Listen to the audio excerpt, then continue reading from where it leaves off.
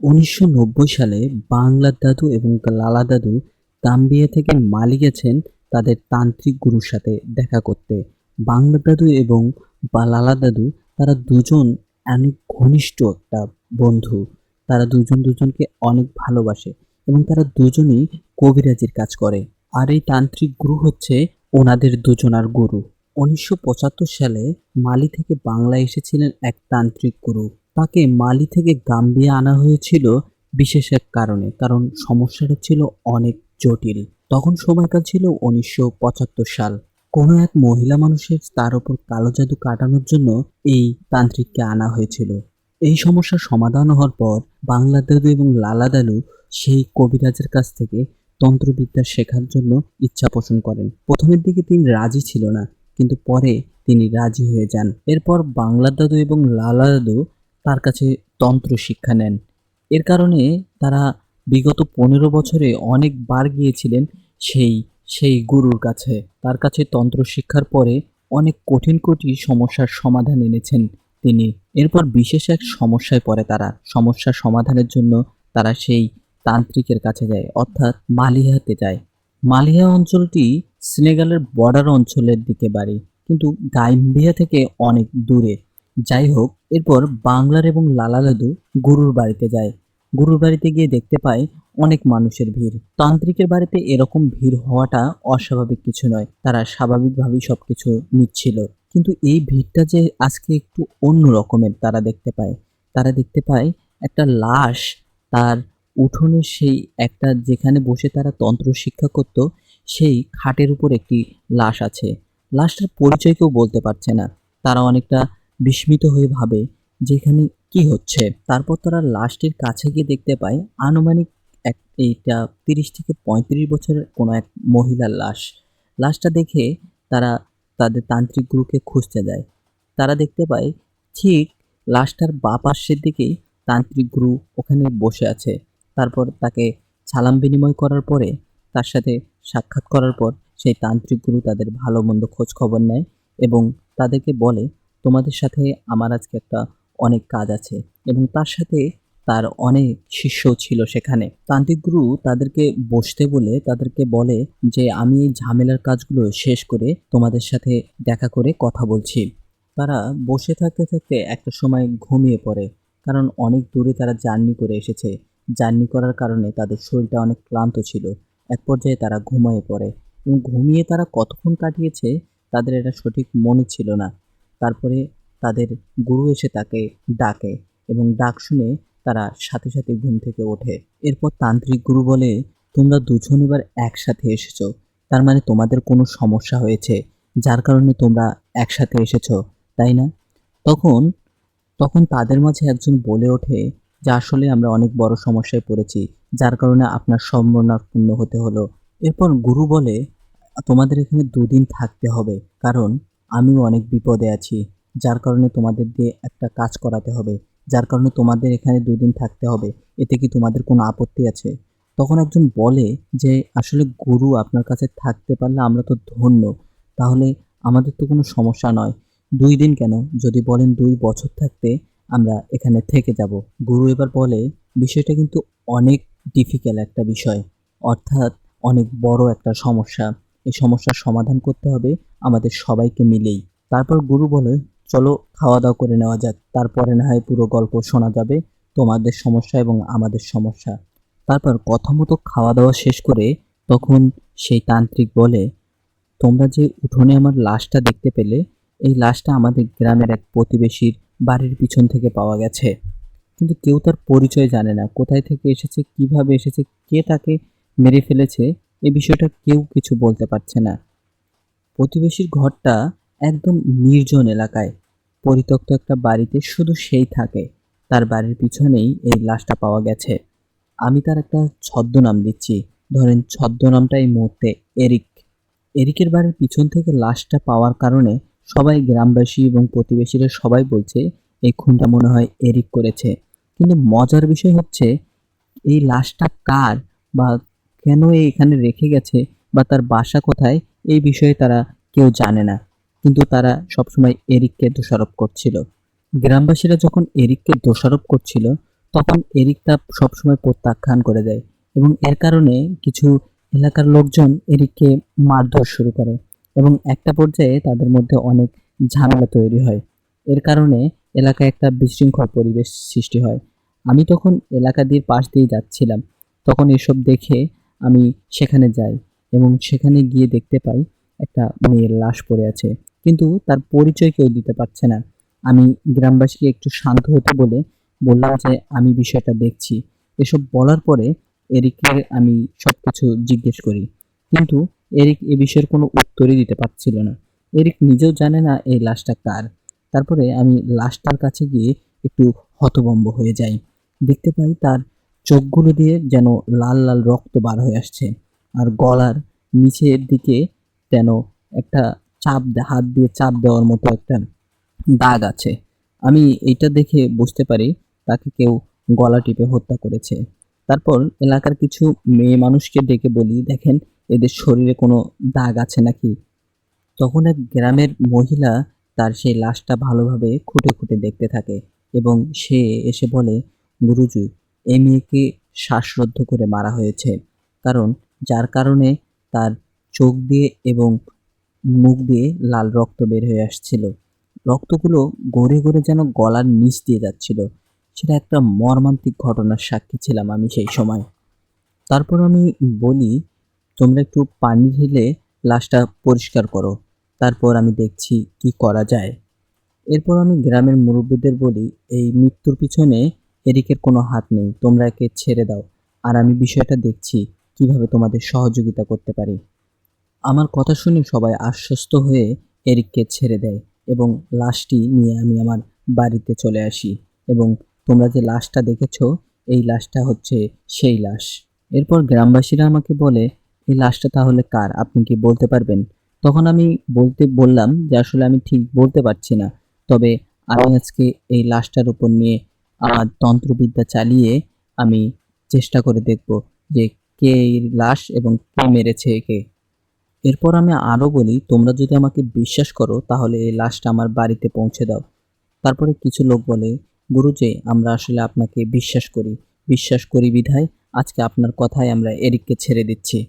আমি তখন আবারও বলি, আসলে এখানে এরিকের মনে হয় কোনো দোষ নেই, তবে আজকে রাতে আমি বলতে পারবো এই লাশটা কার এবং কে মেরেছে এই লাশকে এবং কেন মারা হয়েছে। আমি আমার যতটুকু জাদুবিদ্যা জানি সে সকল জাদুবিদ্যা প্রয়োগ করে এই ঘটনাটার উদ্ঘাটন করার চেষ্টা করব। তখন উল্টো গ্রামবাসীরা আমাকে বলে, আপনি পারবেন গুরুজি, আপনি চাইলে এটা সম্ভব হবে। আরেকটা বিষয় হচ্ছে কি, এই ঘটনাটা যদি জানাজানি হয় তখন এরিক ছেলেটা অনেক বিপদে পড়বে। আর ঘটনাক্রমে পুলিশ এখন পর্যন্ত এই লাশের সম্বন্ধে কিছু জানতে পারেনি। আমি গ্রামবাসীর চিন্তা ভাবনা করেই আমি এই সিদ্ধান্তটা নেই। আপাতত ঘটনা এই পর্যন্তই। আর তোমাদের থাকতে বলার কারণ হচ্ছে আমি এই লাশটা নিয়ে একটা সাধনা করতে চাই। এই সাধনাটা করে আমি জানতে চাই কে মেরেছে এই মেয়েকে আর কি কারণই ছিল যার কারণে তাকে এইভাবে মরতে হলো। যার কারণে আমি এই সাধনাটা আজকে তোমাদের দুইজনকে নিয়ে এটা আমি করতে চাই। তোমরা কি বলো? তোমরা কি আমাকে সহযোগিতা করবে? তখন বাগার দাদু বলে যে আপনি চাইলে যে কোনো সমস্যায় আপনার সাথে থাকতে পারে, আমরা নিজেকে ধন্য মনে করব। বাঘার দাদু তখন বলে, আপনি যে এই মৃত মানুষের ভিতর আত্মা ফেরাবেন, এটা তো অনেক মর্মান্তিক একটা বিষয়। এটা তো একটা আত্মা ফেরানো জাদু। তখন সেই গুরু বলে, হ্যাঁ, তুমি ঠিকই ধরেছ, আমি এর ভিতর আত্মাটা ফেরাতে চাই, কিন্তু সব সময় এই আত্মাটা ফেরানো যাবে না, যার জন্য আমাদের একটা নির্দিষ্ট সময় পর্যন্ত অপেক্ষা করতে হবে এবং এই আত্মার কাছ থেকে শুনতে হবে যে কিভাবে তাকে মারা হয়েছিল বা কেনই মারা হয়েছিল। একথা বলে বাঘার দাদু বলে, আমরা আমাদের মতো করে প্রস্তুতি গ্রহণ করছি, আপনি সবকিছুর বন্দোবস্ত করুন। গুরুজি তখন বলেন, আমরা আত্মার ফেরাতে পারবো, কিন্তু কিছু সময়ের জন্য।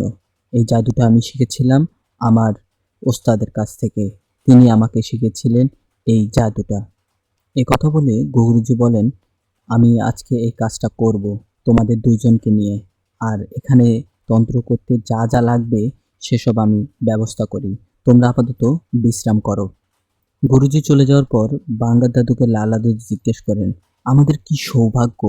পৃথিবীর সবচেয়ে বড় কঠিন জাদু আজকে আমরা শিখব। এর মাধ্যমে আত্মা ফেরানো যায়। এই জাদুটা অনেক কঠিন হবে হয়তো। তখন বাঙ্গার দাদু বলে, এত সহজ বিষয় না, এটার জন্য অনেক সাধনা করতে হয়। যাই হোক, আমরা আপাতত বিশ্রাম করি, দেখা যাক কি হয়। এরপর বাঙ্গার দাদু লালা দাদুকে বলেন যে আমাদের কি একটা বড় সৌভাগ্য, এই জাদুতে অংশগ্রহণ করতে পারছি, তাই না বন্ধু? তারপর দুই বন্ধু মিলে নিজেদের খোশ গল্প সারতে থাকে। এরপর সন্ধ্যা হয়ে যায়, তখন কেউ আসে না এবং গুরুজিও আসে না।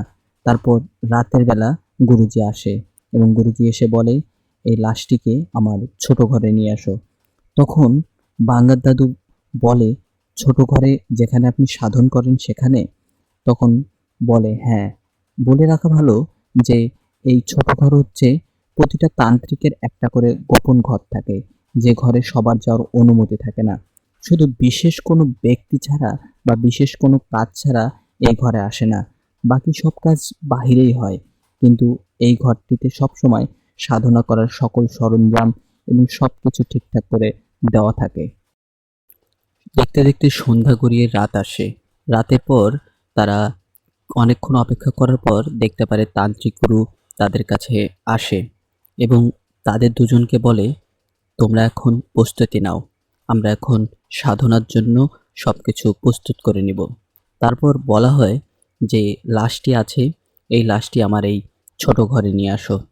ছোট ঘরে নিয়ে এসে তারপর আমরা এর ওপর সাধনা করব। সাধনা করার পর তাদের আত্মাকে ফিরে আনা হবে। একথা বলার পর আমার সেই দুই দাদু সেই অনুযায়ী কাজটি করে। আমি আর বেশি বললাম না, অনেকটা ঘটনা বড় হচ্ছে দেখে কিছু কথা আমি রেখে দিলাম।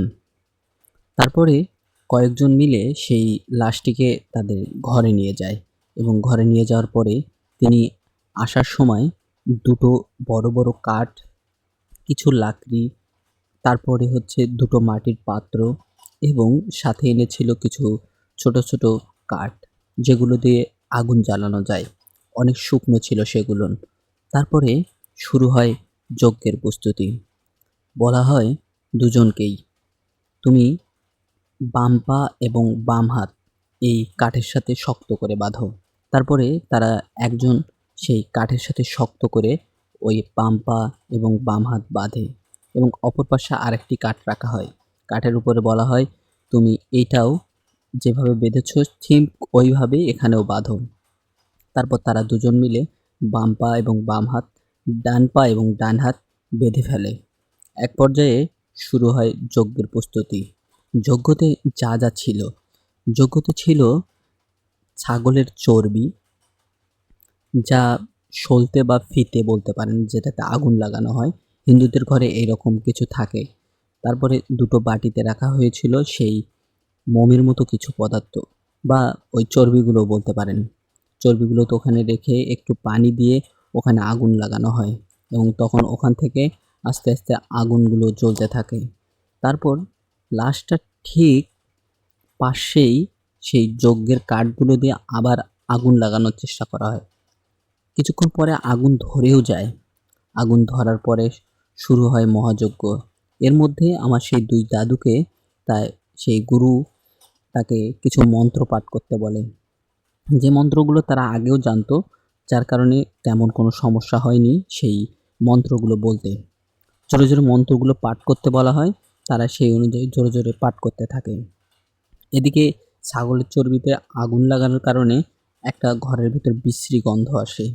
আর আর সেই তান্ত্রিক গুরু জোরে জোরে কিছু মন্ত্র পাঠ করতে থাকে। মন্ত্র পাঠ করতে করতে পুরো ঘরে একটা সময় ধোয়া হয়ে উঠে যায়। তারপর সেই সাধক গুরু বাবা বলে, এখন আমাদের বাইরে যেতে হবে, ধোঁয়াটা কমলে আমরা ভিতরে আসব।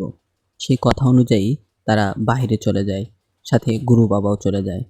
ধোঁয়াটা কিছুটা কমে গেলে তারা সাথে সাথে সেই রুমের ভেতর আসে এবং দেখতে পায় সব কিছুই ঠিকঠাক আছে। তারপর তারা দুজন দুদিকে আবার বসে যায়, আবার বলে, এখন কিন্তু সেই আত্মাটা এই লাশের শরীরের ভেতর ফিরবে। তোমরা এই কাঠটিকে অনেক শক্ত করে ধরবে, নয়তো তোমরা বাঁচবে না, সাথে আমিও বাঁচব না।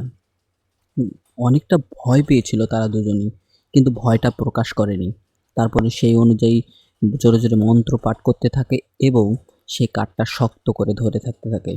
এবং সেই যে আগুনের পাশেই বসেছিল সেই সাধক গুরু বাবা, সে জোরে জোরে মন্ত্র পাঠ করতে করতে একটা সময় হঠাৎ করেই সেই লাশের ভিতর যেন একটা নড়া দিয়ে ওঠে।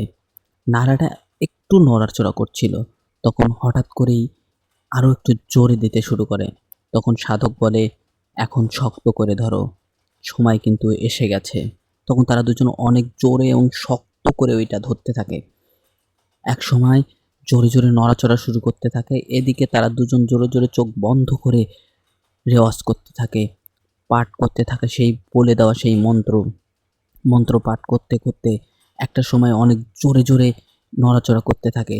হাতগুলো যেন ইচ্ছাকৃতভাবে বাঁকানোর চেষ্টা করছে, কিন্তু পাচ্ছে না, দুই পাশে কাঠে বেঁধে রাখার জন্য। তারপর গুরু বাবা তার পেটের কাছে এসে বলে, তুমি কি এসেছো? তখন ওই শরীর থেকে কোনো কথা আসছিল না। তারপর যখন আবার মন্ত্র পাঠ করা শুরু হয়, তখন সেই সময় হঠাৎ করেই বলে, আমাকে তোরা ডাকলি কেন? আমি তো যেখানে ছিলাম ভালোই ছিলাম, তোরা কি আমাকে ধরে রাখতে পারবি?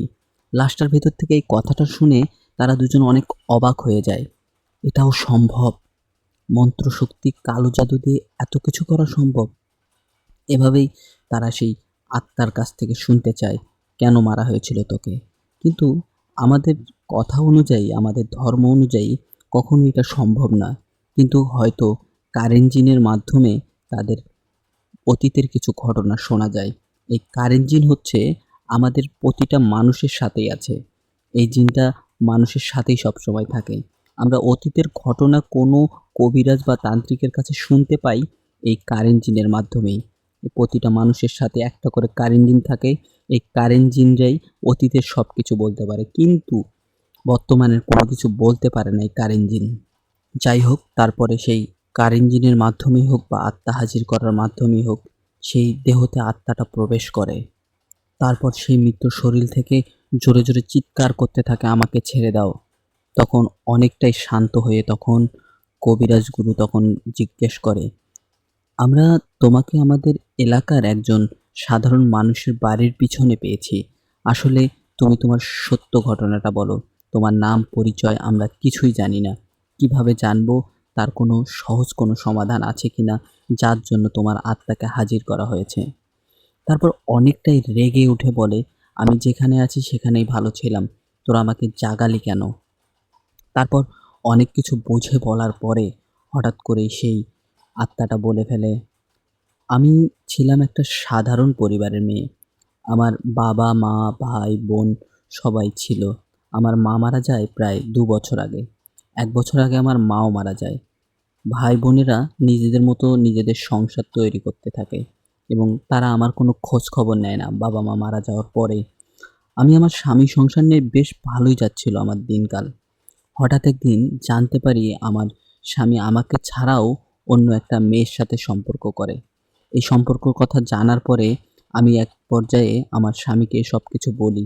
সে আমাকে বলে, আমি এসব করিনি।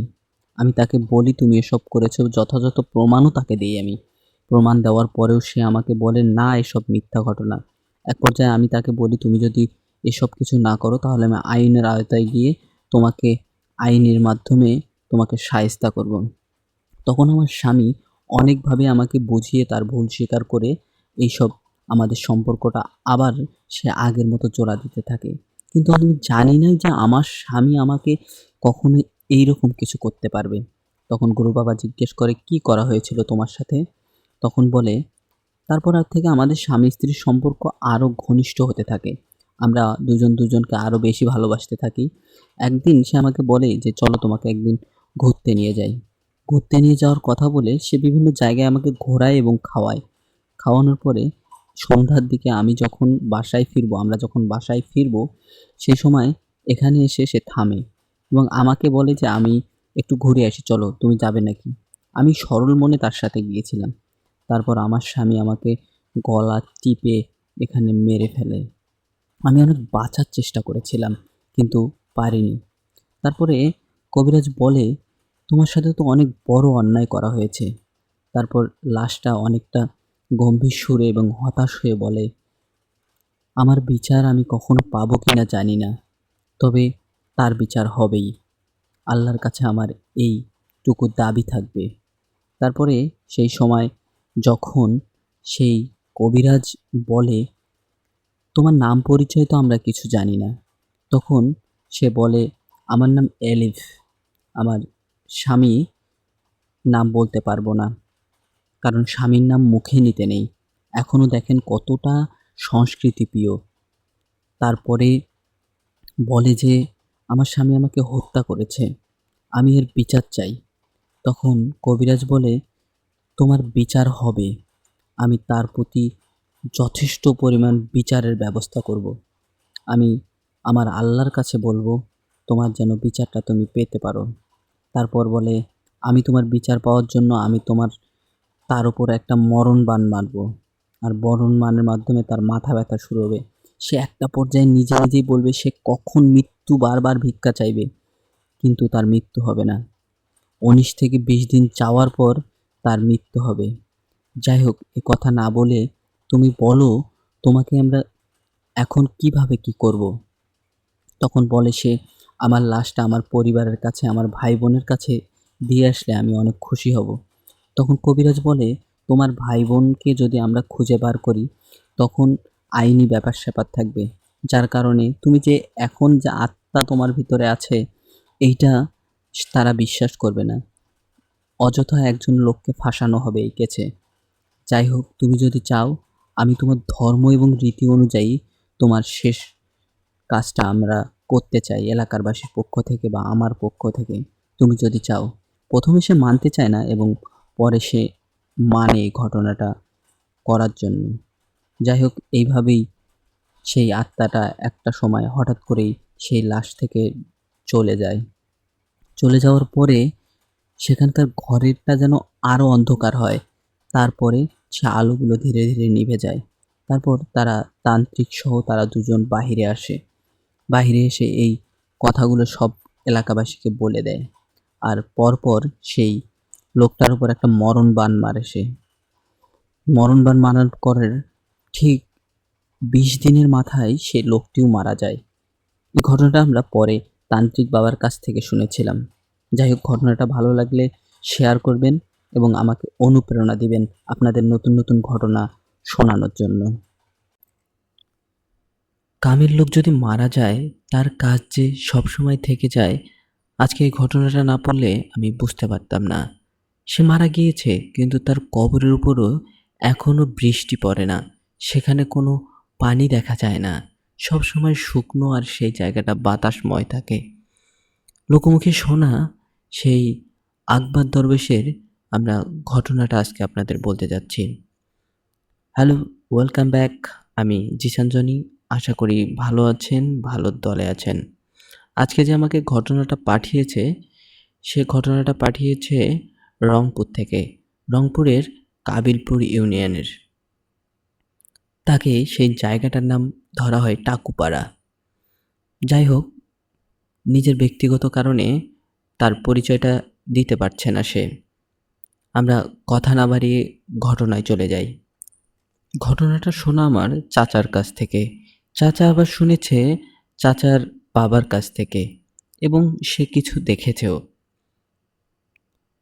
ঘটনাটা যখন 2001 সালের দিকে, চাচা তখন অনেক ছোট, তার যে কোনো কারণে একটা পেট ব্যথা হয়। আমরা সবার পেট ব্যথা হলে সবাই আমরা ডাক্তারের কাছে যেতাম, কিন্তু আমাদের এলাকায় যদি কখনো পেট ব্যথা হয়, সবাই আকবর দরবেশের কাছে যেত।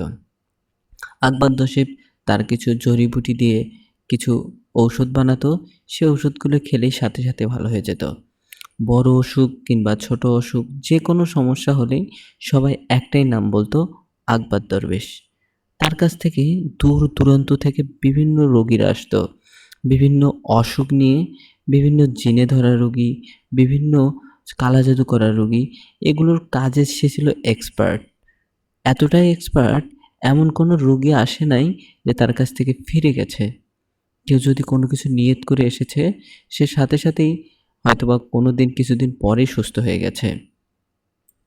আকবর দরবেশের ঘটনা আমি কোনটা বলে কোনটা রাখবো এটাই বলতে পারছি না। আপাতত ছোট ঘটনা থেকে শুরু করি। এই ঘটনাটা আমাকে বলেছিল আকবর দরবেশের সাথেই একজন তার সহযোগিতা করার জন্য একজন নায়েব ছিল। সে সবসময় আকবর দরবেশকে সহযোগিতা করত।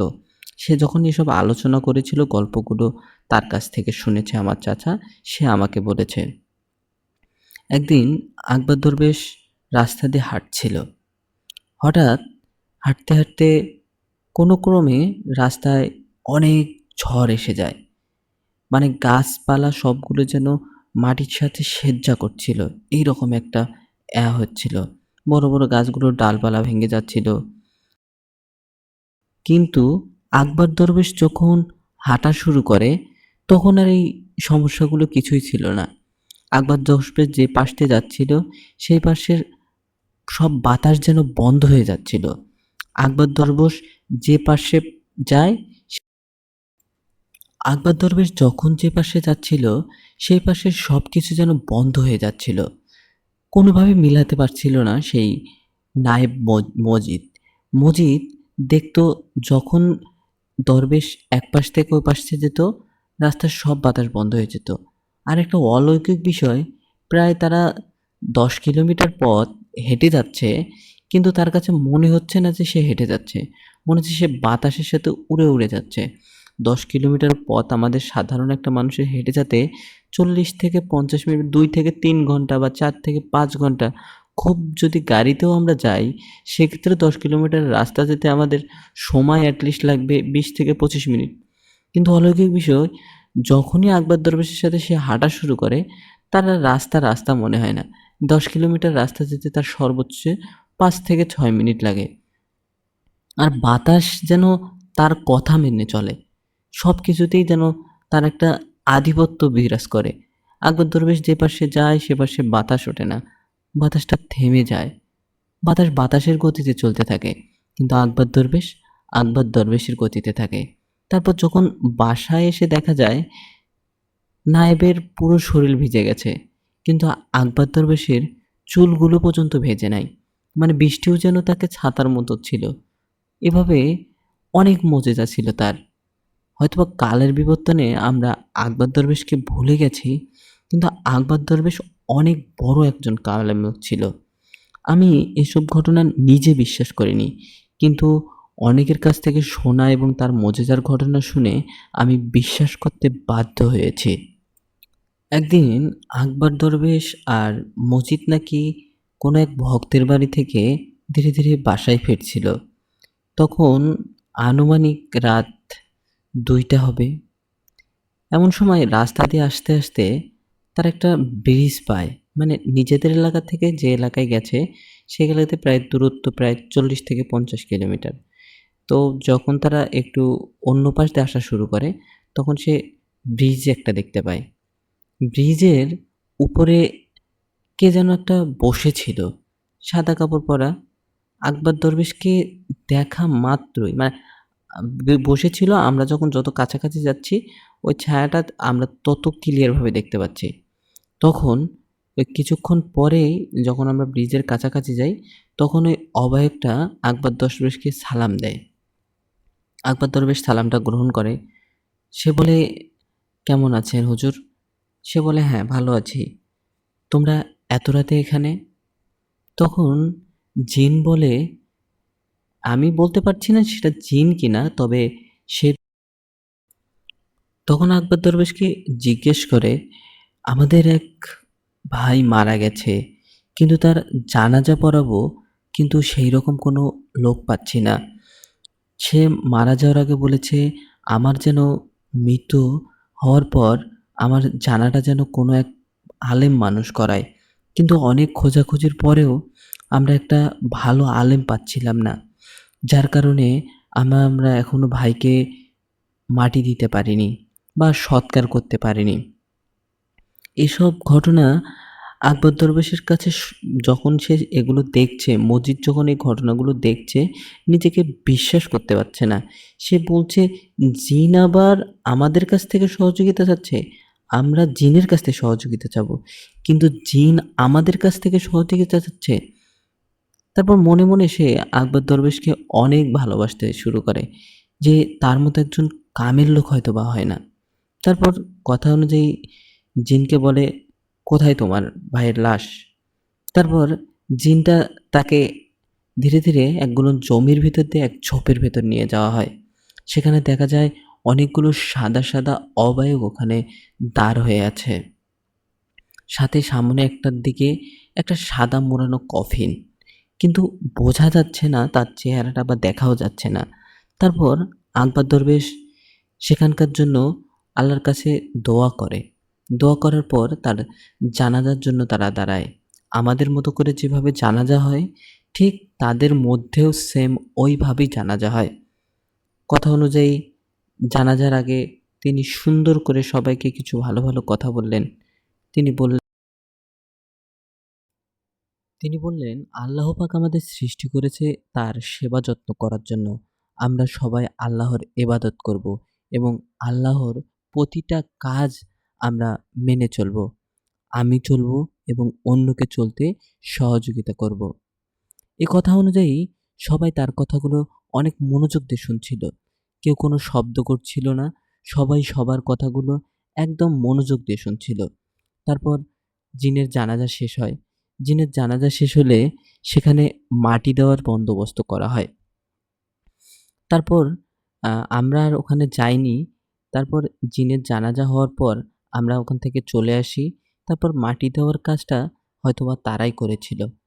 শুধু এইরকম ঘটনাই না, মাঝে মাঝে রাস্তা দিয়ে যেতে বিভিন্ন মজাজা দেখতাম। অনেক সময় দেখতাম, একসময় একগুলো রাস্তা দিয়ে যেতে যেতে একদিন আমাদের একটা ডাকাত দল ধরেছিল। ঘটনাটা না বললেই নয়, যে ডাকাত দল কিভাবে ধরছে আর কিভাবে ছাড়ছে আসলে এটাই আমি বুঝতে পারছি না। মজিদ আর মজিদ সবসময় তার সাথেই থাকতো। আ তার কথা অনুযায়ী সে সবসময় সেই আকবর দরবেশের সাথেই থাকতো। তিনি যখন যেত তার হাতে ছিল একটা লাঠি। এটাকে সে আশা বলতো তার। লাঠিটাকে সে আশা বলতো। সেই লাঠিটা নিয়ে সবসময় হাঁটতো। আর সাথে ছিল মজিদ। তার কোনো কাজ ছিল না। সে সবসময় তার সাথে থাকতেই ভালোবাসতো। তার কোনো সংসারের কোনো চিন্তা ছিল না। চিন্তা সে করতও না। আবার আকবর দরবেশও এসব চিন্তা করত না। তার ছেলেমেয়ে থাকলেও তাদেরকে তেমন গুরুত্ব দিত না। নিজের কাজটাকেই বেশি বড় মনে করত এবং সেই কাজটার দিকেই বেশি করে ফোকাস দিত। একদিন আমরা যখন যাচ্ছি এক রাতে রাস্তা দিয়ে, আমরা বেশিরভাগ কাজগুলোই রাতেই করতাম। আমরা একদিন আকবর দরবেশ আর আমি যাচ্ছি। সে আমাকে বলছে, রাস্তাঘাটে সবসময় যেতে ধরলে ডান, বাম সব দিকেই দেখবা। কিন্তু পিছনের দিকে কখনো দেখবা না। এরকম কথাবার্তা বলতে বলতে আমরা যখন রাস্তায় যাচ্ছিলাম, হঠাৎ করে দেখি কয়েকজন লোক আমাদের সামনে বড় বড় একগুলো তরবারি নিয়ে দাঁড় হয়ে আছে। আকবর দরবেশ ওখানে থামলো। বলল, কে তোমরা? আকবর দরবেশকে দেখা মাত্রই সে লোকগুলো তার পায়ের কাছে এসে পড়ে গেল। আকবর দরবেশ বলল, কে তোমরা? আমাকে খুলে বলো, কি করতে চাও? তারপরে একটু দূরেই দেখা গেল যে কিছু একটা পড়ে আছে। তারপরে গিয়ে আমি দেখি ওখানে দুটো মানুষকে বেঁধে রেখেছে। পরে কথা অনুযায়ী বুঝতে পারলাম এরা হচ্ছে ডাকাত। এদের কাজ হচ্ছে ডাকাতি করা। তারপরে আকবর দরবেশকে দেখা মাত্রই যখন ডাকাতগুলো সব পায়ের দিকে লুটিয়ে পড়ল, আকবর দরবেশ বলল, তুমি যে কাজটা করছো এটা কি ঠিক করছো? তুমি মানুষের ধন নিয়ে খাচ্ছ, কিন্তু তোমার ধন আরেকজন খাচ্ছে। এটা কি তুমি জানো? তখন ডাকাত বলল, বাবা, আমার ভুল হয়ে গেছে। আমাকে মাফ করে দেন। কিন্তু আকবর দরবেশ বলল, ভুল মাফ করার আমি কে? ওপরওয়ালা সবার ভুল মাফ করে। তুমি তার কাছে বলো, উত্তর পেয়ে যাবে। অনেকক্ষণ পরে আকবর দরবেশের পুরো রাস্তাটা ফাঁকা করে দেয় এবং সবগুলো মানুষকে খুলে ছেড়ে দিয়ে তাদের টাকা পয়সা সবকিছু বুঝে দিয়ে তারপরে তারা চলে যেতে থাকে। আর আকবর দরবেশকে পুরো বাড়ি আসার আগ পর্যন্ত তারা এগিয়ে দিয়ে যায়। যাতে করে তাদের কোনো রাস্তাঘাটে কোনো সমস্যা না হয়। তাকে এতটাই মানুষ ভালোবাসতো, ডাকাত, চোর সবাই তাকে ভালোবাসতো এবং তার কথা সবাই মেনে চলতো। কারণ সে সবসময় মানুষকে ভালো পরামর্শ দিয়ে এসেছে। ভালোর জন্য পরামর্শ দিয়েছে। কারণ আকবর দরবেশের মতো মানুষ পাওয়াটা এই সমাজে হয়তোবা বড় একটা মুশকিল ব্যাপার। এছাড়াও আকবর দরবেশের কিছু আরো ঘটনা ছিল আমার কাছে। আমি সে ঘটনাগুলো প্রকাশ করতে চাচ্ছি। আকবর দরবেশের একটা ঘটনা আপনাদের না বললেই নয়। ঘটনাটা হচ্ছে আকবর দরবেশ একদিন রাস্তা দিয়ে যাচ্ছিল। যাওয়ার পর সে বাসায় আসে। বাসায় আসার পরে সে যখন বিশ্রাম নিচ্ছিল, মসজিদ তার পাশেই বসেছিল। এমন সময় একটা লোক আসে তার কাছে। তার কাছে এসে বলে, "আপনি কি আকবর দরবেশ?" সে বলে, "হ্যাঁ, তোমাকে কে পাঠিয়েছে?" তখন বলে, "আমাকে একটা ছেলে পাঠিয়েছে।" তারপর বলে, "ছেলেটার কি খুব জ্বর এসেছে?" সে বলে, "হ্যাঁ, আপনি কিভাবে জানলেন?" মজিদ তখন কথাগুলো আগামাথা কিছুই বুঝতে পারছিল না। তারপরে বলে, "আমাকে ওই ছেলেটা বলেছে আপনাকে আমাদের বাসায় নিয়ে যেতে।" আকবর দরবেশ বলে, "আমাকে তোমার বাসায় যাওয়া লাগবে না। তুমি এই ছেলেটাকে নিয়ে এসো।" কিন্তু আকবর দরবেশ যেতে চাচ্ছিল না। এক প্রকার তার উপর প্রচুর জোর করা হয়। কিন্তু তারপরেও সে যায় না। সে বলে, "ওই ছেলেকে এখানে আনো।" কিন্তু কোনোভাবেই সে তারা আকবর দরবেশকে ছেড়ে যাবে না। কিন্তু আকবর দরবেশও আবার সেখানে যাবে না। এরকম কথা একটা চলছিল। এমন সময় সে বলে উঠল, "ওই ছেলে এখানে আসবে।" অনেকটা জোর করেই বলেছিল যে, "তোমাদের ডাকতে হবে না বা আমাকেও যেতে হবে না। ওই ছেলে এখানে আসবে। তুমি এখানে বসো।" তারপর আকবর দরবেশ হঠাৎ করে যেন চুপ হয়ে গেলেন। চুপ হয়ে গিয়ে একটা কি যেন মনে, মনে জপ করতে থাকলেন। তারপর শুরু হলো এক অভিনব কায়না। তারপর আমি ঘন্টা খানেকের মধ্যেই দেখি একটা ছেলে এসে আমাদের কাছে হাজির। তখন ওই লোকটা জিজ্ঞেস করল যে লোকটা ডাকতে এসেছিল, "তুমি এত তাড়াতাড়ি এখানে কিভাবে আসলা?" সে বলল, "আমি নিজেও জানি না আমি এখানে কিভাবে এসেছি। আমি শুধু জানি আমি বিছানায় শুয়েছিলাম। আমার মাথায় জ্বর ছিল। হঠাৎ করে একটা ঠান্ডা বাতাস আমার শরীরের উপর দিয়ে বয়ে গেল। তারপর থেকে আমি দেখতেছি আমি এখানে।" তারপর বলল, "তুমি সুস্থ হবে। তোমার কোনো সমস্যা হবে না। তুমি যে কাজটা করেছো এই কাজটা ঠিক করোনি।" সে অসুস্থ ছেলেটা বলে, "আমি কি কাজ করেছি?" সে বলে, "আজ থেকে প্রায় ১০ দিন আগে তুমি খেলতে গিয়েছিলে জমির এক কানিতে। মানে সেখানে তোমরা সবাই মিলে খেলাধুলা করছিলে।" ছেলেটা বলে, "হ্যাঁ, খেলছিলাম। তারপর তোমার কোনো কারণে তোমার প্রস্রাব করার দরকার পড়ে। তুমি প্রস্রাব করেছিলে, তাই না?" সে বলে, "হ্যাঁ, করেছিলাম। তোমার ওখান থেকেই সমস্যাটা হয়েছে।" তখন বলে, আমি তো যেখানে প্রস্রাব করার দরকার সেখানেই করেছি। তাহলে আমার সমস্যা হবে কোথা থেকে?" সে বলছে, "তুমি যে জমিতে প্রস্রাব করেছিলে, সেই জমিটা একজন শুয়ে আছেন। তার কথা হয়তোবা তোমরা কেউ জানো না। তিনি গায়েবী।" তখন বলে, "কি আমি করেছি? প্রস্রাব করেছি, আমার কি ভুলটা হয়েছে?" তখন বলে, "তুমি তুমি যেখানে প্রস্রাব করে আছো সেখানে শুয়ে আছে এক মমিন ব্যক্তি। সে আল্লাহওয়ালা ছিল অনেক। সে ওখানে মারা যাওয়ার পর বহু বছর আগে এখানে সে মারা যায়, তাকে ওখানে মাটি দেওয়া হয়। আর তুমি সেই কবরের উপর প্রস্রাব করে তার কবরটা করে দিয়েছো নাপাক। যার কারণেই তুমি অসুস্থ হয়ে গেছো। তবে সমস্যা নেই, তুমি সুস্থ হবে। কিন্তু তার আগে ওই কবর যেখানে আছে ওই জায়গাটায় তুমি যাবে। দেখবে তোমার পায়ের একটা দাগ আছে ওখানে। জাস্ট গোড়ালির নিচু দাগটা ২ পায়ের একসাথে আছে। তুমি সেখানে যাবে এবং সেখানে গিয়ে সেখান থেকে ১ হাত দূরে থেকে একটা কবরের আকৃতি করে তুমি একটা ঘর দাগাবে। তারপর সেখানে মাটি দিয়ে উঁচু করে দিবে। এরপরে ওখানে একটা লাল ফ্লাগ লাগায়া দিবা। তারপরে তুমি ওখান থেকে চলে আসবে। তারপর তুমি ধীরে, ধীরে সুস্থ হবে ইনশাআল্লাহ আর কোনো সমস্যা হবে না। তারপরে সে একটা পানি পড়া দেয়। পানি পড়া খাওয়ার পরে তারা সেই কথা অনুযায়ী ওখানে গিয়ে দেখতে পায় পরে যখন মজিদ জিজ্ঞেস করে, হুজুর কি হয়েছিল ওই ছেলেটার সাথে? তখন বলে, ওখানে এক মমিন ব্যক্তির কবর দেওয়া হয়েছিল অনেক আগে। কিন্তু অযত্ন অবহেলায় কবরটা মিশে গেছে। যার কারণে ওখানে কৃষকেরা ফসল ফলায়, অনেকে আবাদ করে। এগুলো করার কারণে ওই জায়গাটা একদম মিশে গেছে। কিন্তু ওই জায়গাটা নাপাকে ছিল না। কিন্তু এই ছেলেটা গিয়ে ওই কবরের উপরে প্রস্রাব করে দেওয়াতে ওই জায়গাটা নাপাক হয়ে যায়। আর মুমিন ব্যক্তিরা নাপাক জায়গায় থাকতে পছন্দ করে না। যার কারণে ওই ছেলেটার জ্বর এসেছে। আর ওই ছেলে আমার দেখা পেল কিভাবে, এটা জানতে চাচ্ছিস? সে বলে, হ্যাঁ, সেই পাবনা থেকে আপনার খোঁজ কেমনে পাইল? বলে রাখা ভালো, সে এসে তার পরিচয় দিয়েছিল সে পাবনা থেকে এসেছে। তখন আবার সে কথা অনুযায়ী পাবনার খোঁজ খবর নেওয়া হয় যে কি হয়েছিল সেদিন ওইখানে। তারপরে পাবনা, সে যখন ওই ছেলেটা বলেছে যে এখানে যান, এখানে এক কবিরাজ আছে, তাকে গিয়ে বললে আমি সুস্থ হব। তারপরে আমাকে আরেক জিন এসে আমাকে বলে যায় যে এই রুগীটা আসবে, তাকে এই কাজ করতে বলবি। সে কথা অনুযায়ী আমি বলছি, কারণ বাকিটা ভালো করা আল্লাহর উপর। তারপরে কয়েকদিন পর ওই রুগীটা আসে। আসার পরে হ্যাঁ, দেখা যায় যে সে একদম সুস্থ। আর কোনো সমস্যা নেই। আর সে তার কথা অনুযায়ী কাজ করেছে। ওই জায়গাটা একটা কবরের মতো করে রেখেছে, যাতে করে কেউ আর এরকম কিছু করতে না পারে।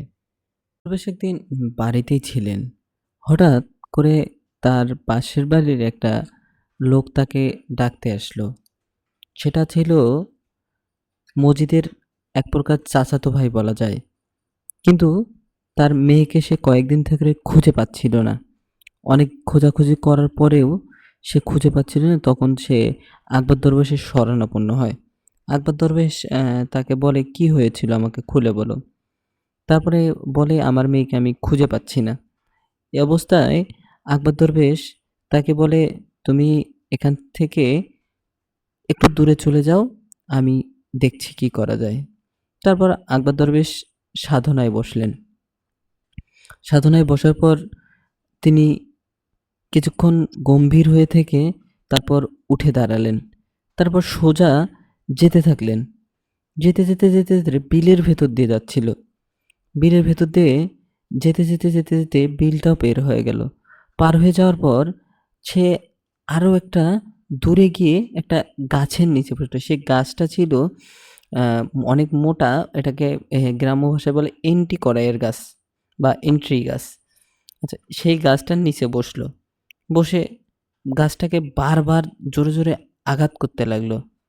বলল যে, ওকে নামিয়ে দে। কিন্তু কোনো সাড়া শব্দ না পেয়ে তখন আমরা সবাই তার পিছন যাওয়া শুরু করলাম। তখন আমরা সবাই তার যখন পিছন যাচ্ছি, সেই সময় আমি দেখতে পেলাম গাছ থেকে মেয়েটা যেন সোজা হয়ে নামছে। গাছটা থেকে সে নামার কথা অনেক কষ্টে। আমি ওঠার কথা চিন্তা বাদই দিয়েছিলাম। আমি ভাবলাম তে মেয়েটা দেখছি আমি গাছ থেকে সোজা ধীরে ১ পা ২ পা করে দিয়ে নামার কথা। কিন্তু না, মেয়েটা ডালের উপর দিয়ে সুন্দর করে হেঁটে নামছে। ইভেন গাছটার গোড়ালির কাছে এসেও সে সোজা হয়ে নামছিল। যেন গাছটাই বাঁকা হয়ে আছে তাকে নামানোর জন্য। এরকম একটা বিষয়। তারপর সে ওখান থেকে তাকে জিজ্ঞেস করলো, "তুই এখানে কেন এনেছিস একে?" তখন তার ভিতর থেকে একটা মোটা কণ্ঠে আওয়াজ আসলো, "আমি একে পছন্দ করি।" তখন আকবর দরবেশ বলল, "মানুষ আর জিনের পছন্দ করতে নেই। তোরা নূরের তৈরি, আর আমরা মাটির তৈরি।" তখন জিন বলল, "আমি তাকে অনেক আগে থেকেই ভালোবাসি।" তারপরে আকবর দরবেশ বলল, "এটা কখনো সম্ভব নয়। কারণ তোদের সম্প্রদায় আছে, তোরা তোদের কথা মেনে চল, আমাদের কথা আমাদেরকে মানতে। এই মেয়েটাকে ছেড়ে দে।" তখন জিন বলল, "আমি একে ছাড়ব না। আপনার যা ইচ্ছা হয় করেন, কিন্তু আমি একে ছাড়ব না।" তারপর আকবর দরবেশ অনেক অনুরোধ করল, কিন্তু কোনো কথাতেই যেন কাজ হচ্ছিল না। তারপর এক প্রকার আকবর দরবেশ বাধ্য হয়ে একটা লাঠি দিয়ে মাটিতে আঘাত করার সাথেই যেন জিনটা যেন তার শরীর থেকে ছেড়ে যাচ্ছে। আর মেয়েটার শরীরটা হঠাৎ করে নিস্তেজ হয়ে গেল। তারপর মেয়েটাকে ধরতে বলল তার পরিবারকে যে, "একে ধরো।" তারপর একটা বোতলে করে কি যেন একটা কালো ধোঁয়ার মতো হাতের ভিতর করে ওখানে আনলো। বোতলের ভিতর ঢোকালো। ঢোকানোর পর দেখলো যে একটু কালো ধোঁয়া দেখা যাচ্ছিল, আর কিচ্ছু দেখা যাচ্ছিল না। তারপর সেই মেয়েটাকে ফিরিয়ে দিয়ে তার গলায় একটা তাবিজের ব্যবস্থা করে দিল।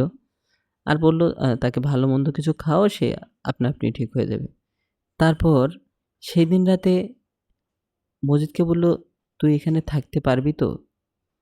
তারপর আকবর দরবেশ যখন এইভাবে বলল, তখন মজিদ বলল, "হ্যাঁ, পারব না কেন? আপনি যেখানে আছেন আমি সেখানেই আছি।" তারপর আকবর দরবেশ বলল, "একটু দাঁড়া, আমি দেখতেছি।" তার কিছুক্ষণ পরে এভাবে সবাই যখন চলে গেল, রাত যখন ১ম প্রহর শেষ হয়েছে, তখন রাত ১২টা থেকে ১টা বাজে। এইরকম ২য় প্রহর শুরু। এইরকম একটা সময়ে হঠাৎ করেই সেই বন্দি কালো ছায়াটাকে ছেড়ে দেওয়া হলো। ছেড়ে দেওয়ার সাথে সাথেই আমরা যে ঘরে বসেছিলাম, সে ঘরটা যেন এতটাই আলো বেড়ে গেল, এখন দিনের আলো যেন তার কাছে কম হয়ে যাবে, এইরকম একটা আলো। দেখা যাচ্ছে পুরো ঘরটাই এতটা আলোকিত দেখা যাচ্ছে, সেই মানে ঘরের যে ছোটখাটো জিনিসপত্রগুলো দেখা যাবে। আমি যদি ওখানে একটা সুইও পড়ে থাকতো, মানে যেগুলোতে মেয়ে মানুষ কাঁথা সেলাই করে, সেগুলোও দেখা যেত এইরকম আলো। তাহলে আমি আপনাকে বুঝাইতে পারছি যে আলোর পরিমাণটা কেমন। তারপরে সেই আলোটা দেখা গেল। আলোটা দেখা যাওয়ার পরেই কিছুক্ষণ পরে আবার ওই আলোগুলো ধীরে, ধীরে নিভতে শুরু করলো। এমন একটা সময় তখন হঠাৎ একটা গোংড়ানোর শব্দ। তখন জিন এসে হাজির হয়েছিল, যার কারণে এই গোংড়ানোর শব্দটা ছিল। সে অবস্থাতে আকবর দরবেশ জিজ্ঞেস করল, "তুমি এই মেয়ের শরীর থেকে চলে যাও।" তখন জিনটা বারবার বলছেন, "আমি এর শরীর থেকে যাব না।" অনেকবার বলার পরও যখন কথা শুনছিল না, তখন আকবর দরবেশের উপর সে কিছু ঢিল ছোঁড়া শুরু করে। কিছু, কিছু ঢিল মজিদের গায়েও লেগেছিল। এতটাই লেগেছিল যে আসলে যখন ঢিলটা মারে, তখন বোঝা যায় যে কিছু মারছে। যখন সেই জায়গা থেকে ঢিল দেখার চেষ্টা করা হয়, কিন্তু তখন আর ঢিল থাকে না। এরকম একটা পরিস্থিতি। তারপর আকবর দরবেশ অনেকটাই রেগেমেগে যখন আ রাগ হয়ে যখন উঠল, তখন হঠাৎ করে বলল, "তাহলে তোকে আমি ধ্বংস করে দেব, তোকে আমি মেরে ফেলব।" তখন সেই সময় সাথে সাথেই আ আমরা যে রুমে ছিলাম, সেই রুমের উপর কয়েকটা শব্দ হলো। অনেক জোরে, জোরে যেন শব্দ হলো। হওয়ার সাথে সাথেই কি যেন একটা পড়ার শব্দ হওয়ার পরেই ওখানে আবার ২ টা আলো ঘরের এক কোণে দেখা গেল। এবারে আলোগুলো একটু ভিন্ন। শুধু লাল চোখগুলো বোঝা যাচ্ছে, আর কিচ্ছু বোঝা যাচ্ছিল না। তখন সেই অবয়বগুলো থেকে হালকা, হালকা সাউন্ড আসছিল। তখন সালাম দিল। সালাম গ্রহণও করল আকবর দরবেশ। তারপরে বলল, "আপনি একে ছেড়ে দেন। আসলে এ বুঝতে পারেনি, যার কারণে এ ভুলটা করেছে। আপনি একে ক্ষমা করে দেন হুজুর।" তারপরে আকবর দরবেশ বলল, "আমি তোকে ক্ষমা করতেই চেয়েছিলাম, কিন্তু সে তো ক্ষমার যোগ্য না। সে একটা সাধারণ মেয়ের জীবন এভাবে নষ্ট করতে পারে না।" তখন সে জিনগুলো বলল, "আমি তার মা।" আরেকজন বলল, "আমি তার বাবা।" আমরা অনেক বুঝিয়েছি, কিন্তু তারপরেও সে এটা মানতে চায় না। সে এই মেয়েটাকে ভালোবেসে ফেলেছে। আসলে জিন আর মানুষের যে ভালোবাসা হয় না, সেটা কখনো সে মেনে নিতে চায় না। যার কারণে আমরা অনেকবার তাকে নিষেধ করেছি। কিন্তু তারপরেও সে এই মেয়েটার সাথে এরকম কিছু করত। আমরা অনুতপ্ত। আপনি এবারের মতো আমাদেরকে ক্ষমা করে দেন। কিন্তু ওই জিনটা তারপরেও বলছে যে, "আমি ওর সাথেই থাকবো।" এমন সময় হঠাৎ করে আকবর দরবেশ কিছু পানি বার করলো। মানে যেখান থেকে সে ছিল, সে তার থলি থেকে একটা পানি বার করলো। পানি বার করার পর মাঝখানে রাখলো। রাখার পর ওখানে মজিদকে তাকাইতে বলল। মজিদ যখন চোখটা ওই পানির দিকে দিয়েছে, মানে মজিদের বলা অনুযায়ী, সে যখনই চোখটা ওই পানির দিকে দেয়, দেখতে পায় একটা অবায়ক। তার মুখটা ছিল অনেকটা শেয়ালের মতো, আবার চোখগুলো ছিল ভিতরে এবং লেজ ছিল। এখন যতটা আমরা সান্ডার কথা ভাইরাল হচ্ছে, কিছুটা সান্ডার মতো আরকি, এইরকম ছিল। তারপরে সে দেখতে পায়, সে জিনিসটা যেন বারবার খালি এক নজরে সেই দরবেশের দিকে, মানে আকবর দরবেশের দিকে তাকিয়ে আছে। আকবর দরবেশ তারপরে বলল যে, "আমি একে পানির ভিতর বন্দী করেছি। তুমি একে মুক্ত করে দাও, কিন্তু তার কাছে কিছু শর্ত নাও।" তারপর তার পরিবারেরা তার কাছে অনেকভাবে হাতজোড় করে ক্ষমা চাইতে থাকে। কিন্তু সে তার পরিবারের কথাও শোনে না। এমন সময় আকবর দরবেশ অনেকটা রেগেই বলে, "তাহলে তোমাকে আমি মেরেই ফেলবো।" এমন সময় হঠাৎ করেই সেই জিনটা একটু ভয় পাওয়া শুরু করে। তারপরে তার কাছে ক্ষমা চায় এবং ক্ষমা চেয়ে বলে, "আমি আর কোনোদিন এখানে আসবো না। আমাকে ক্ষমা করে দেওয়া হোক।" তখন আকবর দরবেশ তাকে ক্ষমা করে দেয়। তারপর সেখান থেকে চলে যায়। আকবর দরবেশের আরও অনেক ঘটনা আছে, যেগুলো আমি হয়তোবা লিখে শেষ করতে পারবো কিনা জানি না। তার মজেজা অনেক। এছাড়াও আমি আরও কিছু ঘটনা আপনাদের উল্লেখ করছি। আকবর দরবেশকে সম্পর্কে যত বলবো ততই যেন বলাটা শেষ হবে না। আকবর দরবেশের আরও অনেক এরকম মজেজা আছে। আকবর দরবেশ যে রাস্তা দিয়ে যেত, সে রাস্তার প্রতিবারই সবসময় ফলন বেশি হতো। সেই জমির আশেপাশে যেগুলো জমি থাকতো, সে জমিতে বেশি ফলন হতো। আকবর দরবেশকে সবার বাড়িতে খেত না। শুধু কয়েকজনের বাড়ি ছাড়া আকবর দরবেশ খেত না। আকবর দরবেশ মাঝে মাঝেই কোথায় যেন নিরুদ্দেশ হয়ে যেত। কেউ জানতো না যে সে কোথায় গেছে। কখনো ১ মাস, কখনো ২ মাস, কখনো ৩ মাস, কখনো বছরও পের হয়ে যেত। তখন সাথে করে কাউকে নিত না। এমনকি মজিদকেও নিত না। মজিদ তার কাছের লোক থাকা সত্ত্বেও সে তাকেও নিত না। না নেওয়ার কারণে অনেক সময় অনেক জায়গায় তার অনেকে খোঁজ দিলে সে সাথে সাথেই ওখানে যেত। গিয়ে আবার আকবর দরবেশের সাথে একখানে হতো। আকবর দরবেশকে সে খুবই ভালোবাসত। আকবর দরবেশও তাকে খুব ভালোবাসত। তার কথা অনুযায়ী আমরা যেটুকু বুঝতে পারলাম। একবার কালো জাদু করা এক মহিলা আসে আকবর দরবেশের কাছে। মানে তার মেয়ের ধীরে ধীরে শরীর শুকিয়ে যাচ্ছে। সে পড়াশোনায় ভালো করত। কিন্তু তার ধীরে ধীরে শরীর শুকিয়ে যায়। কোনো কিছুতে মনোযোগ থাকে না। তারপর মেয়েটা শুকিয়ে যেতে যেতে একদম মৃত্যু শয্যায় চলে যায়। এমন সময় তারা যেকোনোভাবেই আকবর দরবেশের খোঁজ পায়। আকবর দরবেশের কাছে আসে।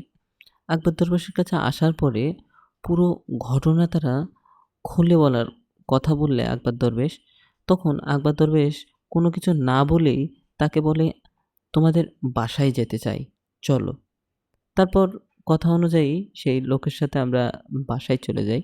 তার বাসাটা ছিল একদম পঞ্চগড়ের শেষে, বালুইচড়া গ্রাম। ওখান থেকে নামার পরে আমরা সে সময় গাড়ির যোগে গিয়েছিলাম। ওখান থেকে নামার পরে প্রায় ২ কিলোমিটার মতো রাস্তা হেঁটে যাই আমরা।